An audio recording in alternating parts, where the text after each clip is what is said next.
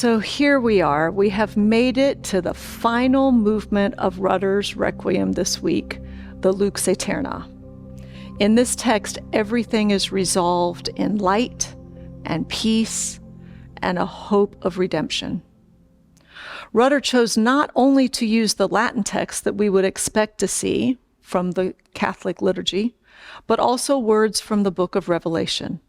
A soprano soloist begins this text with, "I heard a voice from heaven saying unto me, Blessed. Blessed are the dead who die in the Lord, for they rest from their labors." He does say that he wrote this soprano solo for a very particular soprano who had these lovely high B flats. So whenever you sing this piece, you want to make sure that you have a soprano soloist who can handle this movement. When we finally get into the Latin text and we get into the Lux Aeterna, it is Lux Aeterna luceat eis Domine. May light eternal shine upon them, O Lord. Rudder quotes the Gregorian chant melody from the Mass of the Dead, but he spreads the notes out. So to our ears today, it wouldn't sound like a chant, but it's a long held out note, but it is actually those intervals and those notes from many, many years ago. He says that the text of the Requiem is timeless. So music doesn't need to only be in one style. It doesn't need to be contained with one tonality. You can mix them all together because this text is so timeless. The text of Lux Aeterna echoes the text from the first movement. Remember, we've talked about this arch. This is movement 7, but you go back to movement 1, and there was the words Lux Perpetua, perpetual light. Now we're talking about Lux Aeterna, eternal light. It was also an ancient custom of lighting candles because these burial places where they were burying people, it was pretty dark. So they had to light candles. And then obviously, as we have gone through time, lighting candles was also a symbol of prayer. So here is that opening Lux Aeterna, hearkening back to the chant sung by the sopranos, and you will also hear the harp moving through there.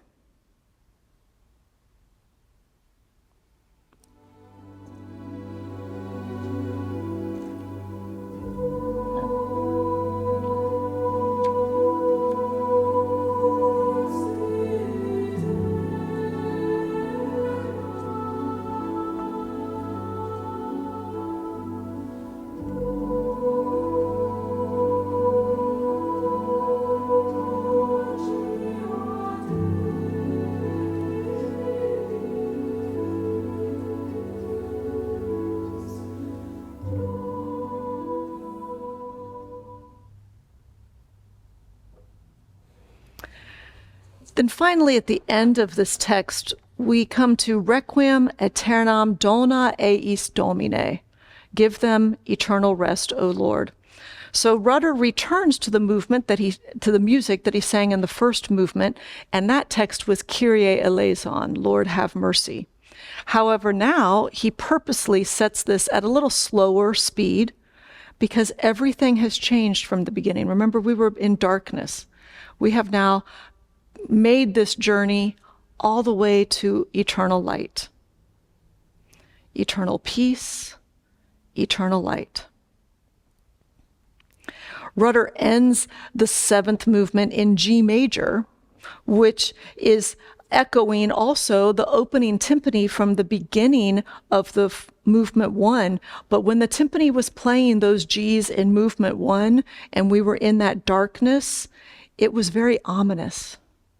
And now, with the rest and the eternal light and moving from darkness, this G major and this timpani sound completely different.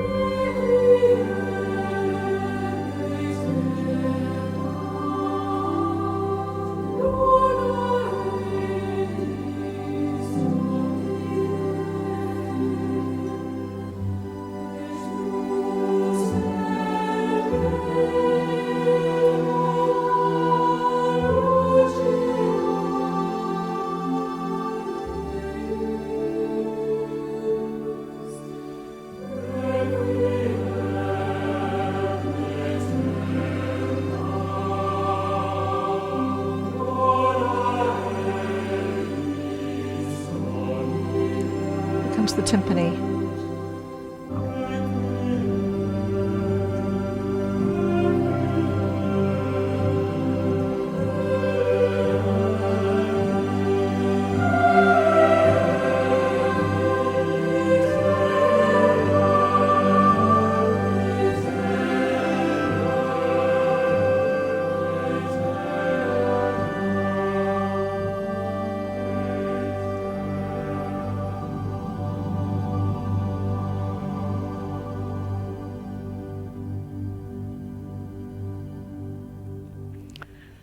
I look forward to sharing this entire Rudder Requiem with you on March 26th at our 11 a.m. worship service with our chancel choir, a soprano soloist, and chamber orchestra. It's such a wonderful piece of music, and I'm glad that we've had the time to spend talking about the text and the music over these past few weeks.